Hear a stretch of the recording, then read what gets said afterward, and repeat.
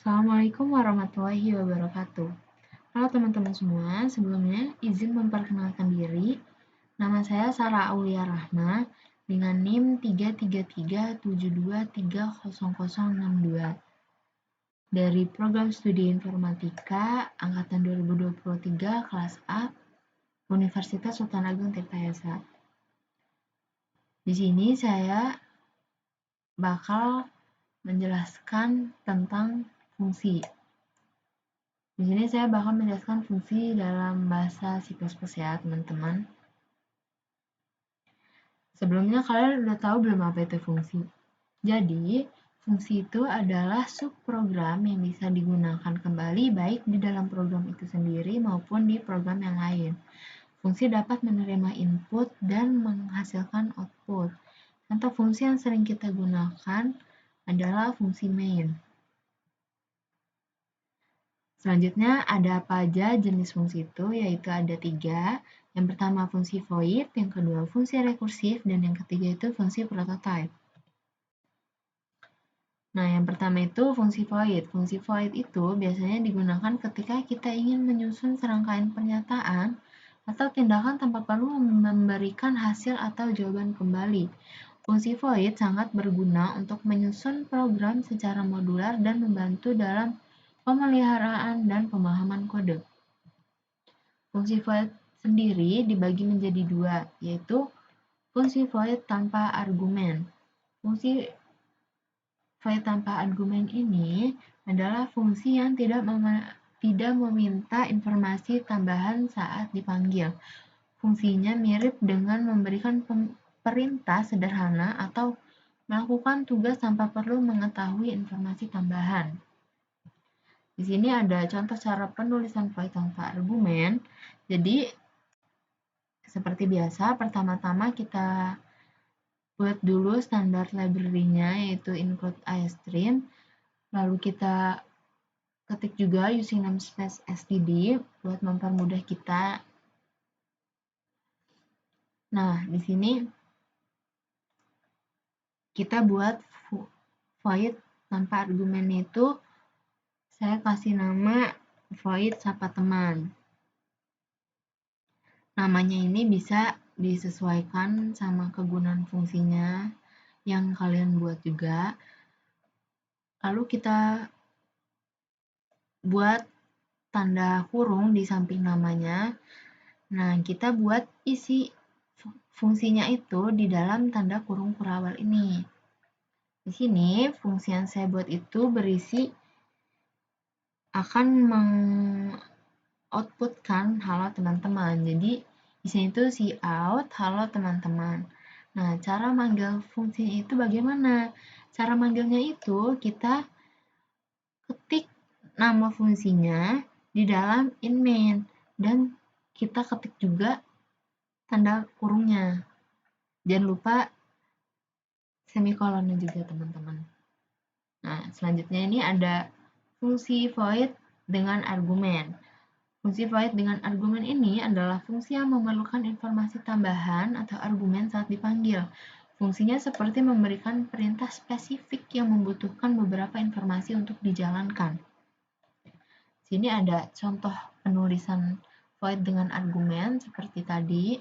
Kita buat dulu standard library-nya dan kita ketik juga using namespace std-nya. Nah, di sini saya buat contoh fungsi yang berisi akan menjumlahkan 2 angka. Jadi saya kasih nama void tambah 2 angka. Nah, di dalam tanda kurungnya ini saya isi dengan integer A dan integer B. Maksudnya itu adalah integer A itu adalah tipe data dan variabel bilangan pertama. Nah, sedangkan integer B adalah tipe data dan variabel angka yang kedua. Seperti void tanpa argumen juga kita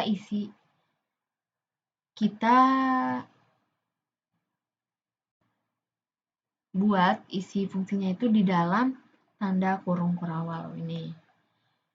Nah, isi dari void dengan argumen yang saya buat ini adalah berisi hasil dari penjumlahan A dan B. Jangan lupa kita tulis juga tipe data dari hasil ini apa. Lalu setelah kita assign dia buat menghasilkan hasil penjumlahan itu, kita keluarkan hasilnya. Nah, ini yang disebut argumen ini, yaitu si hasil ini yang disebut argumen. Jadi, di fungsi yang saya buat ini, dia akan mengeluarkan hasil dari penjumlahan A dan B. Nah, cara manggilnya itu, kita ketik juga nama fungsinya di dalam in main, dan di dalam tanda kurungnya ini kita isi dengan bilangan yang pertama dan bilangan yang kedua atau bilangan yang akan kita jumlahkan. Nah, di sini ada output dari fungsi void. Yang di atas ini adalah fungsi void yang tanpa argumen. Itu outputnya cuma halo teman-teman doang. Nah, sedangkan kalau yang dengan argumen ini, outputnya hasil penjumlahan sama dengan 12. 12 ini kan tergantung dari yang hasil yang kita buat di dalam fungsi itu. Dan selanjutnya ada fungsi rekursif. Fungsi rekursif ini adalah fungsi yang memanggil dirinya sendiri selama proses eksekusi. Sini ada contoh penulisan fungsi rekursif. Di sini saya buat fungsi yang bisa menghitung mundur. Jadi kalau misalnya dia udah 0, dia akan menghasilkan boom. Nah, kalau fungsi rekursif ini kan dia bakal memanggil dirinya terus-menerus. Jadi kita harus buat di mana saat dia bakal berhenti manggil dirinya sendiri.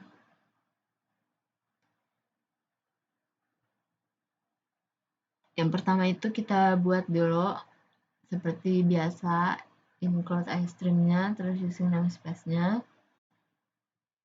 Terus di sini ada kita tulis juga void hitung mundur itu nama fungsinya yang bakal kita buat. Terus di sini ada integer n sama kayak fungsi dengan argumen tadi. Itu gunanya buat nanti pas kita manggil ini. Nah, isinya itu harus berisi if else. If else ini gunanya buat dia bakal tahu kapan dia harus berhenti gitu. Di sini saya buat jika atau if n lebih dari 0, jika n yang nanti bakal diinput itu lebih dari 0, atau jika n selama n lebih dari 0, maka dia akan mengoutputkan n. Nah, di sini dia bakal manggil diri sendiri terus-menerus, tapi selama dia manggil terus-menerus itu dia bakal mengurangi si n itu dengan 1. Jadi manggil, kurangin 1, manggil, kurangin 1, manggil, kurangin 1 gitu. Nah, else ini gunanya buat dia kapan harus berhentinya gitu. Kalau di sini else-nya itu jika n ini udah kurang dari 0 atau sama dengan 0, maka dia bakal boom. Cara manggilnya itu sama seperti yang fungsi void dengan argumen itu. Kita tulis nama void-nya atau nama fungsinya, yaitu hitung mundur, dalam kurung 3. 3 ini bilangan berapa sih yang mau kita hitung mundur dari berapa gitu. Nah, outputnya ini bakal jadi kayak gini, 3, 2, 1, boom. Jadi kan dia akan mengoutputkan n, yaitu 3, terus bakal outputkan lagi tapi dikurangin 1 jadi 2, 2 akan dikurangi 1 lagi jadi 1. Nah, saat 1 dikurangi 1 lagi itu kan udah 0 atau udah masuk ke else ini, jadi dia bakal mengeluarkan boom, jadi udah nggak 0 lagi. Nah, buat jenis fungsi yang terakhir itu ada fungsi prototype. Fungsi prototype ini digunakan untuk mendeklarasikan atau memberikan petunjuk awal tentang keberadaan suatu fungsi sebelum implementasinya ditemukan dalam program.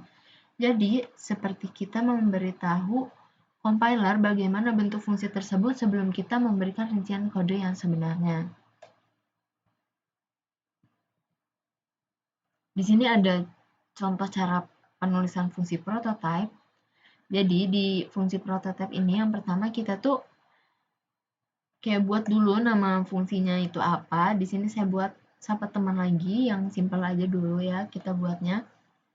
Sapa teman, terus tanda kurung, terus semikolon, terus di dalam in main-nya ini kan tadi void sapa teman itu buat ngasih tahu compiler nih void apa yang bakal kita buat gitu. Di dalam in main-nya itu kita panggil fungsi yang bakal kita buat, yaitu sapa teman. Nah, di mana sih kita tulis isi fungsinya itu?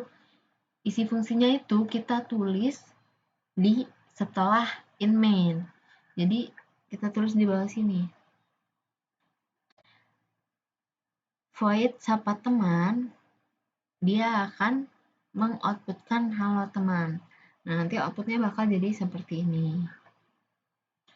Oke, mungkin itu aja buat pembahasan fungsi. Next, kita bakal ngebahas tentang operasi.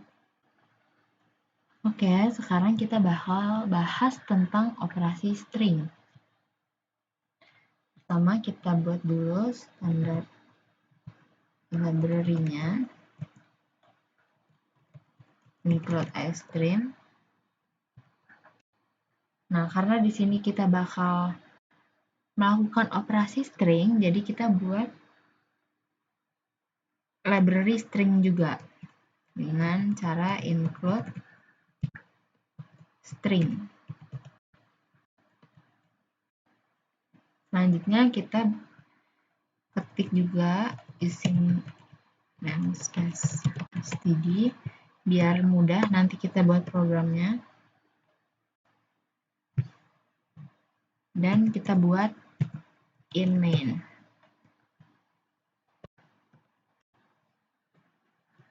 Sebelumnya saya bakal ngejelasin apa itu string. Jadi kan kalau C++ itu ada beberapa tipe data.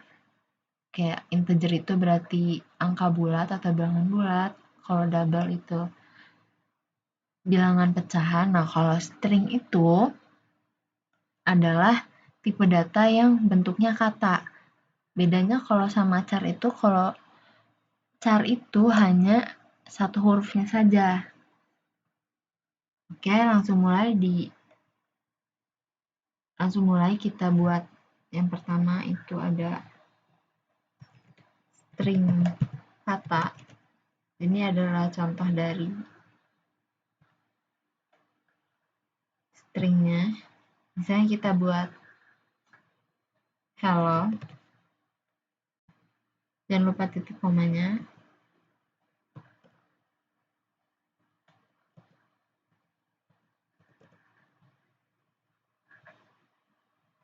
Cara menampilkannya itu kayak gini.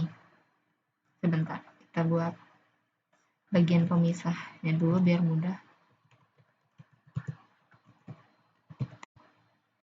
Yaitu cout sesuai variabel yang kita buat tadi, yaitu kata. Kita buat di sini kata. Terus kita inline kan. Kita coba compile.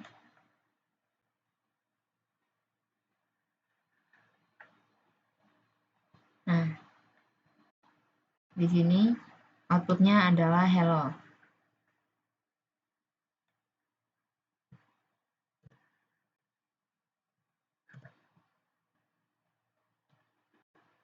Nah, buat operasi yang selanjutnya itu adalah merubah salah satu huruf di dalam string.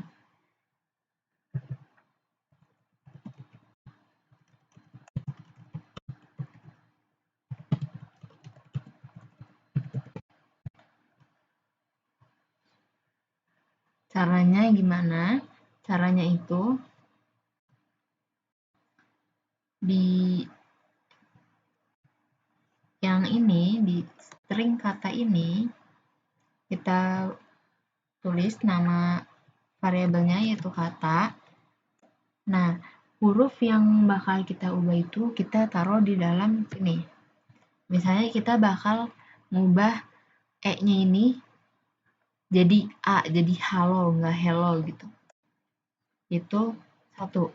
Kenapa satu? Karena indeksnya itu dimulai dari 0. Jadi H ini adalah 0, E ini 1, L ini 2, dan O ini 3. Jadi kata indeks yang ke-1 kita ganti dengan A. Kenapa tanda kutipnya itu 1 doang? Karena kan kita hanya merubah satu huruf saja, jadi kita makainya char bukan string.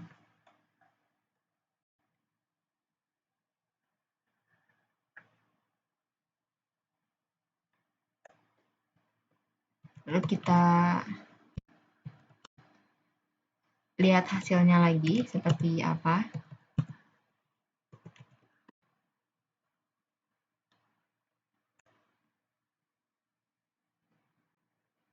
Hasilnya tuh bakal seperti ini.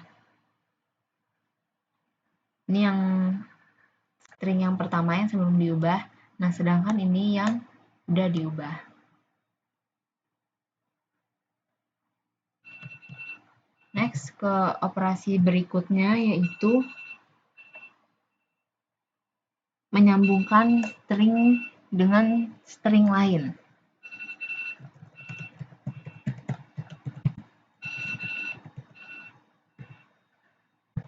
Itu namanya adalah concatenation.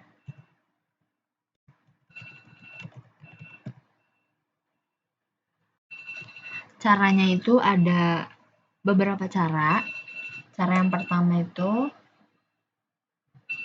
cara yang pertama itu dengan kita buat variabel baru dulu, string kata 2.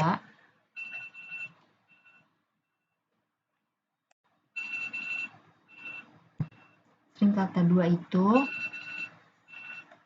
kita buat di sini isinya apa? Isinya itu misalnya kata yang pertama, kata halo tadi, ditambah dengan string yang baru yaitu misalnya kita buat teman.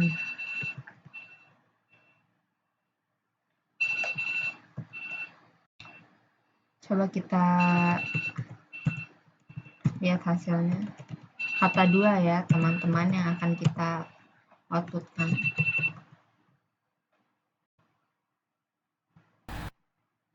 Nah, di sini hasilnya bakal jadi halo teman, tapi nggak ada spasinya. Gimana biar ada spasinya? Spasinya itu kita tulis di belakang huruf T. Nanti dia hasilnya bakal kayak gini. Nah, jadi ada spasinya kan? Ini sebelum ada spasinya, ini setelah ada spasinya. Next, cara yang kedua yaitu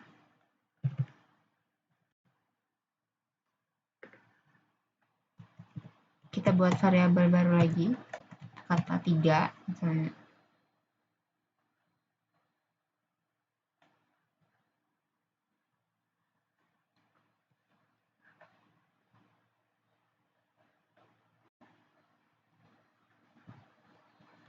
Kata 3 ini kita buat isinya adalah biar halo teman-teman. Halo teman-teman. Kita nggak usah pakai spasi. Caranya yaitu kata 2 tadi. Ini ya, kata 2. Halo teman tadi. Dot. Append. Dalam kurung. Kata 3.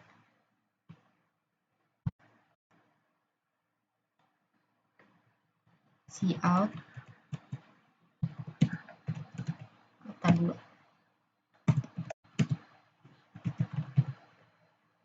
Kita lihat hasilnya.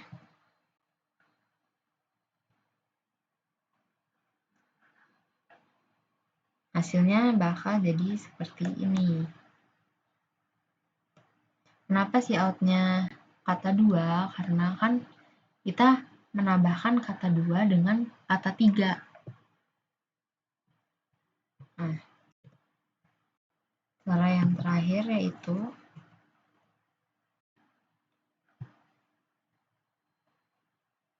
Kita buat variabel baru lagi, kata 4. Kita isi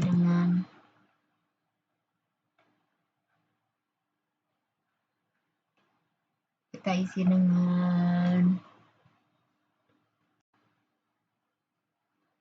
tanda seru aja misalnya.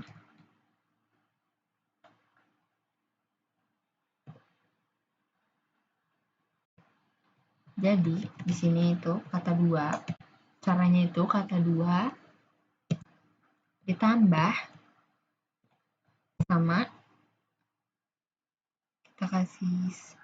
kita nggak usah kasih spasi lagi karena di sini udah ada spasi. Atau kalau mau cara lain kita bisa di sini tulis spasinya, terus kita buat tambah lagi kata 4. Kita siapkan. Tetap kata 2 yang kita outputkan ya teman-teman. Hasilnya akan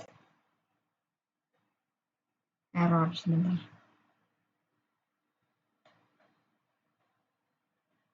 Jadi di sini nggak usah kita pakai sama dengan.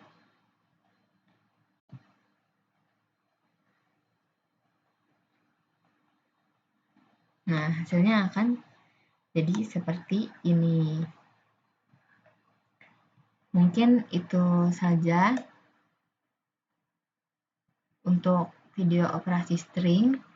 Maaf jika penjelasannya kurang baik atau ada salah kata. Next, kita bakal menjelaskan tentang array 1, 2, dan 3 dimensi. Oke, sekarang kita bakal ngebahas tentang array 1 dimensi, 2 dimensi, dan 3 dimensi. Ini kita hapus dulu. Kita nggak usah pakai include string. Ini bekas operasi string yang tadi. Nah, yang pertama ini gimana caranya kita membuat array 1 dimensi. Jadi array 1 dimensi itu isinya hanya baris saja. Cara buatnya yaitu kita buat pemisah dulu di sini. Array 1 dimensi.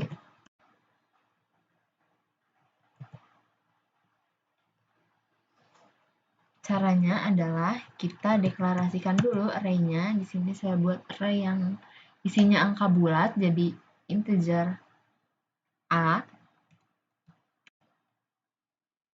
Nah, di sini itu isinya ada berapa elemen kita tulis di sini. Misalnya di sini saya buat isinya itu ada 5 elemen, maka di sini isinya 5 sama dengan isi dari array-nya ini atau elemennya ini kita tulis di dalam sini. Misalnya saya isi 1, 2, 3, 4, dan 5. Jangan lupa semikolonnya. Nah, kita coba dulu apakah error. Oke, nggak error. Nah, gimana cara nampilinnya atau mencetak si array-nya ini? Caranya yaitu yang pertama ini kita bakal cetak seluruh elemen. Caranya itu dengan perulangan for. Jadi di sini for in i sama dengan 0, i kurang dari 5, i plus. Jadi 5-nya ini disesuaikan aja sama ada berapa banyak isi elemennya itu. Nah, di sini kita cetak cout A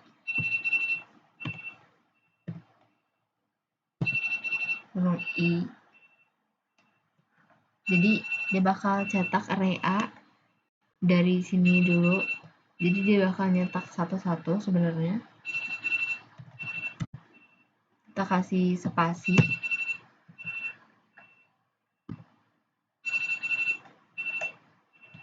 Kita kasih M9. Salah, si out.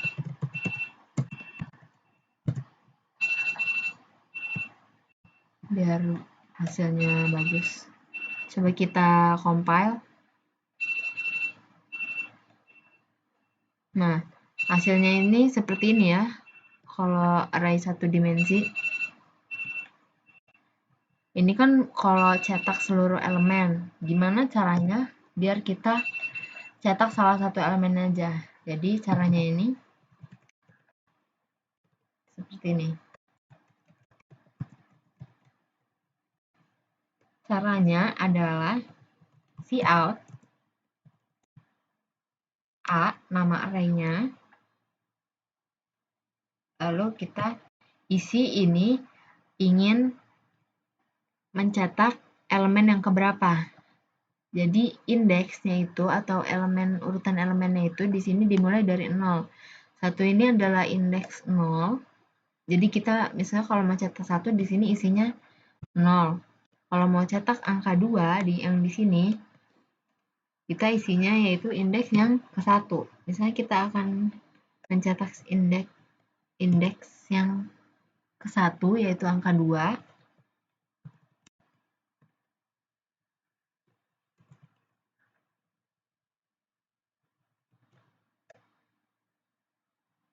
Maka hasilnya akan seperti ini. Nah, hasilnya 2.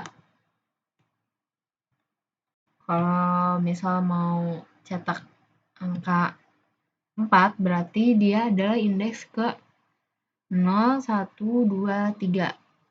Di sini kita isi angka 3. Maka dia akan mencetak angka 4. Seperti itu ya teman-teman buat array satu dimensi. Ya, kita buat komen dulu.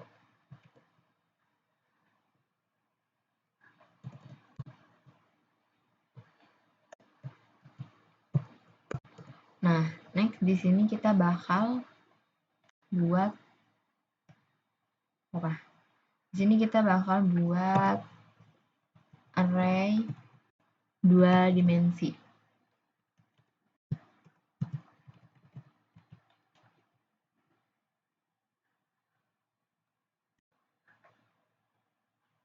Jadi caranya itu sama, kita deklarasiin dulu nama array-nya dan tipe datanya apa. Misalnya di sini saya pakai integer B. Kalau 2 dimensi itu isinya ada baris sama kolom. Nah, yang kotak yang pertama ini kita isi dengan baris. Misalnya kita buat 3 baris dan 5 kolom.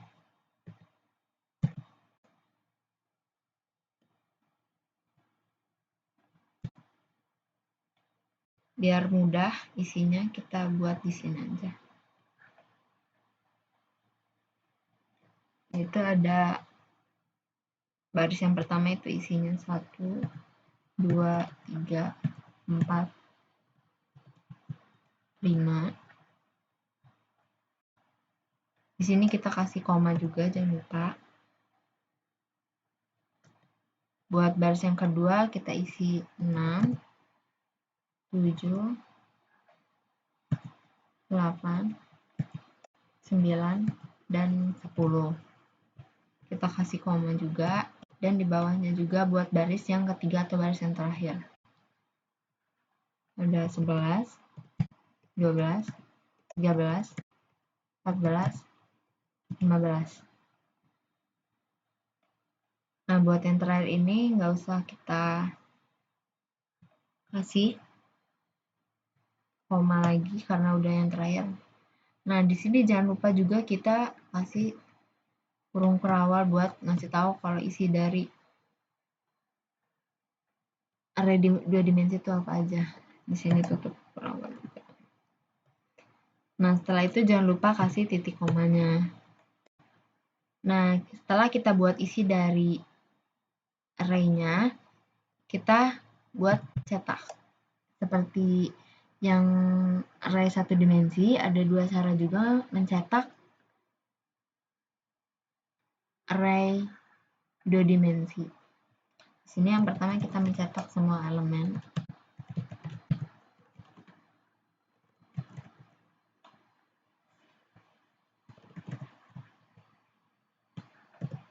Kalau buat mencetak semua elemen itu, kita sama menggunakan perulangan juga, tapi kita menggunakan perulangannya 2 kali. Kita menggunakan I juga. 0,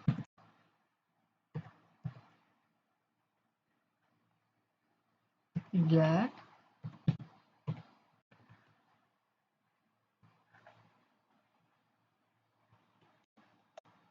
nah di dalam perulangan ini kan buat mengeluarkan baris. Nah, untuk mengeluarkan kolom kita sama juga menggunakan perulangan, tapi kita ganti dengan variabel J. J sama dengan 0. J kurang dari 5. Dan J plus. Baru setelah itu kita cout-kan array-nya. Ini kita kasih variabelnya B, maaf.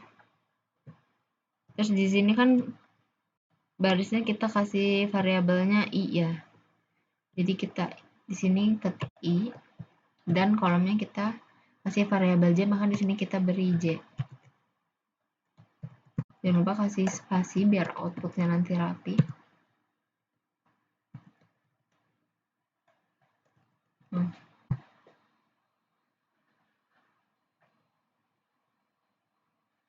Ini coba kita compile.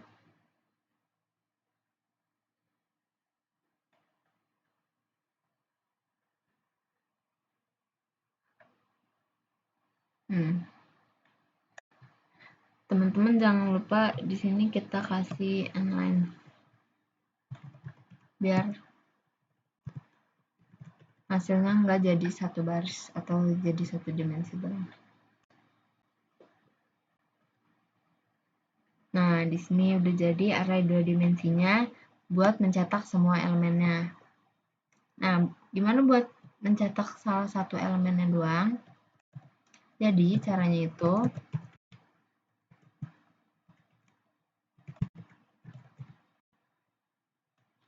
caranya sama seperti yang satu dimensi ini.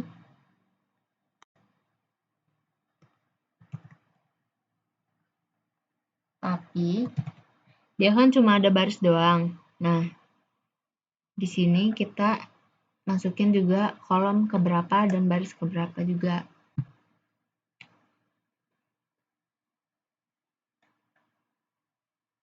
Di sini ini yang disebut baris. Nah, yang ke bawah ini yang disebut kolom. Sama seperti tadi mulainya juga dari 0. Misalnya di sini saya bakal mengoutputkan 7. Jadi 7 ini kan adalah baris ke 1 dan kolom ke 1. Kita lihat.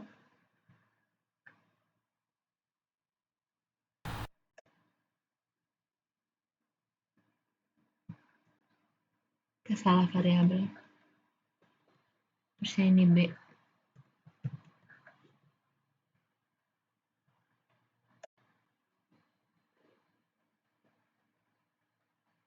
Nah, di sini kan yang keluar angka 7. Nah, buat yang terakhir, kita komenin dulu biar nggak ngerusak.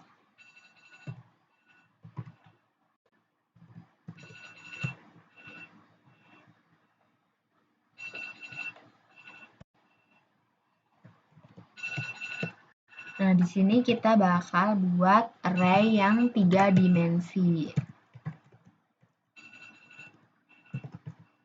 Jadi, kalau array 3 dimensi ini, dia punya 3 bagian. Yang pertama kan ada baris, kolom, dan yang satu lagi itu bisa kita sebut sebagai lapisan.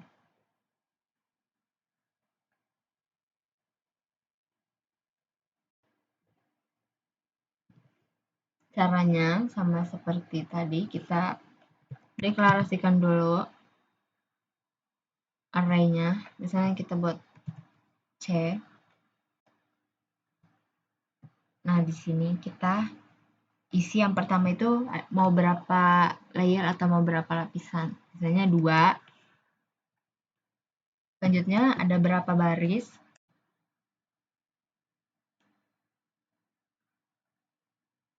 Misalnya di sini saya buat 3 baris dan ada 5 kolom.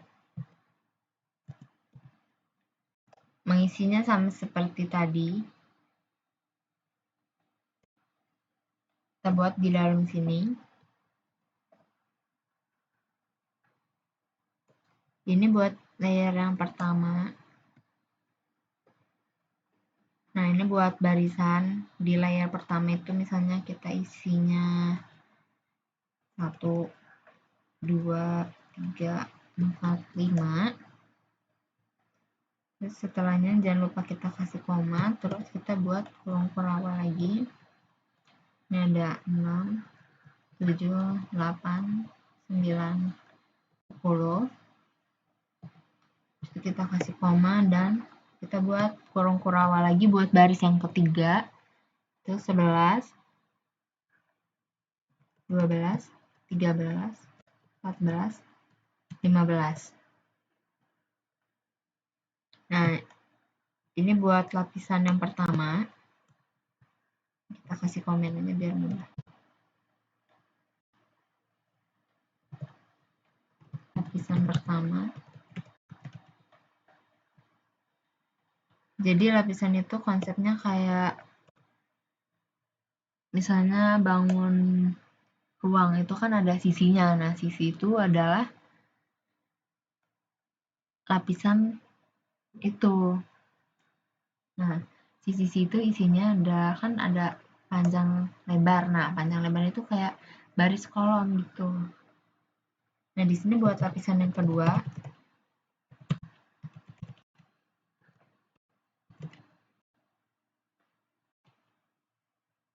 Sama seperti lapisan yang pertama ini. Isinya.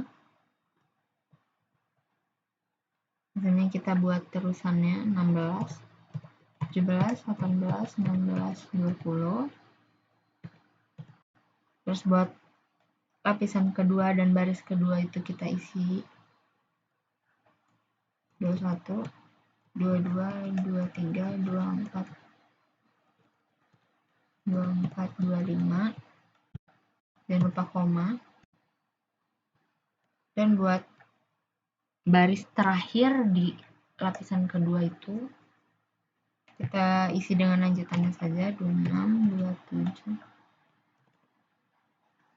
27, 28, 29, 30. Maaf, 30.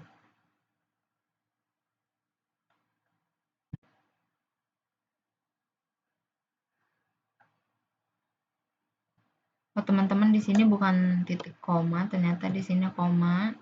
Dan di sini nggak usah pakai titik koma, tapi titik koma yang kita pakai di sini. Biar rapi. Gimana cara nyetaknya? Cetaknya seperti array-array sebelumnya, kita cetaknya itu pakai perulangan for. Jadi di sini kita for.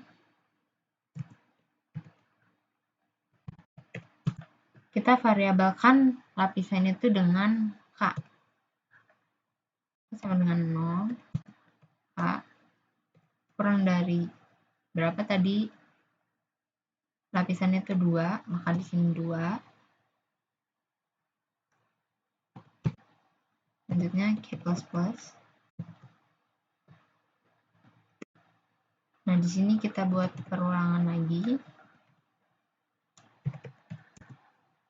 I, seperti biasa, I itu buat baris sama dengan 0. Kurang dari berapa barisnya? 3. Jadi 3 dan I.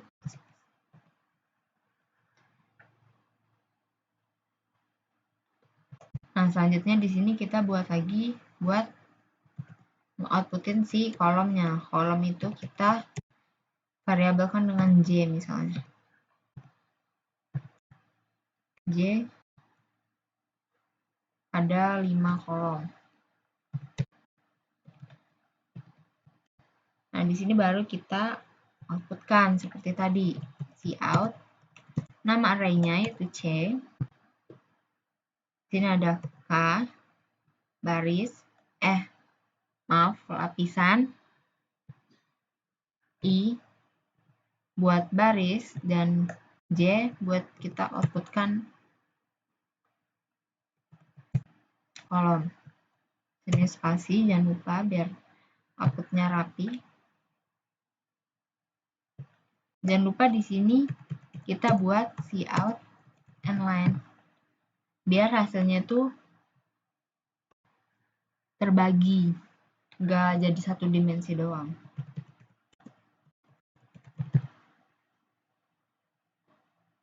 Kita ini buat mencetak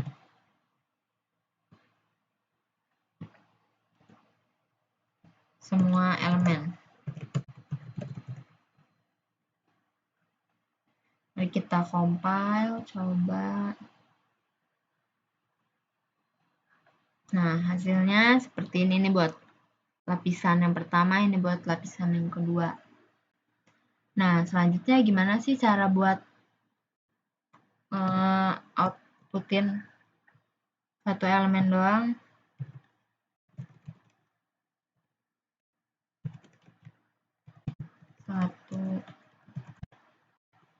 Caranya sama seperti sebelumnya, yaitu kita cout, nama array-nya yaitu C. Nah, selanjutnya ini kita isi dengan mau layer keberapa. Misalnya di sini kita mau outputin angka 3. 3 berarti kan di output yang di layer yang pertama, yaitu indeksnya 0, baris ke 0, dan kan ini baris ke 0, ini baris ke 1, ini baris ke 2. Berarti ini 0, 1, 2. Berarti kolom kedua.